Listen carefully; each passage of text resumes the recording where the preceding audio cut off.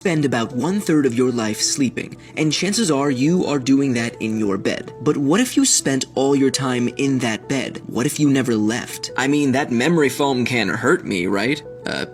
Right? Oh, right, I know the answer. Sadly, it can. And believe it or not, NASA paid a guy $18,000 to lie in bed for 70 days. They wanted to study the effects of microgravity on the human body, and lying down for so long stimulates the effects of long-haul flights on astronauts' bodies. The beds were tilted back 6 degrees, causing the bodily fluids to shift to the upper body, which duplicated some of the effects of low-gravity environments. After the 70 days, the first time the volunteer was vertical, his heart rate jumped to 150 beats per minute, and it felt like he was going to collapse, which is definitely not great for an otherwise healthy man. But this study is different than most, because it simulated microgravity. Instead, let's talk about what would happen if you never left a normal bed that wasn't tilted backwards. Well, firstly, you'd probably start to develop bed sores. These are caused by the pressure on the skin that limits the amount of blood flow to the skin and nearby tissues. Basically, imagine this: the tissue between your bones and the bed is under a lot of pressure from your body weight, and if that pressure is great enough, the nutrient-rich blood won't be able to reach your cells, and they will be damaged and eventually die. The sores usually occur in areas like your tailbone, hips, and shoulder blades. And be warned,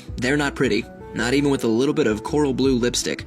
Also, you'll start to get weaker, especially if you are immobile in the bed. See, muscles at complete rest lose 10 to 15% of their strength per week. In just 3 to 5 weeks, the muscle has lost nearly half of its strength. So good luck lifting that laptop off of your lap as easily as before. Complete rest will also cause your endurance to decrease, leading to fatigue and even more inactivity. And your muscles will begin to atrophy too, losing their mass. And your bones also lose their mass, eventually stabilizing around 40 to 70% of their original mass. This is caused by increased bone resorption, which is a process that breaks bones down, eventually fast enough that it outweighs the rate of new bone growth, and this can lead to conditions like osteoporosis. On top of all of that, every 2 days of immobilization, your resting heart rate increases by 1 beat per minute, eventually plateauing. And even more, your blood volume decreases as well. Because of this, since the blood carries oxygen, there is less oxygen uptake by your cells, which means you'll get tired much more easily. And that's not even all of it, people. There are tons of other negative effects of bed rest, like increased anxiety, increased risk of kidney stones, and an increased risk of pneumonia. So while your bed may be incredibly comfortable, you should definitely try to limit the time you spend in it.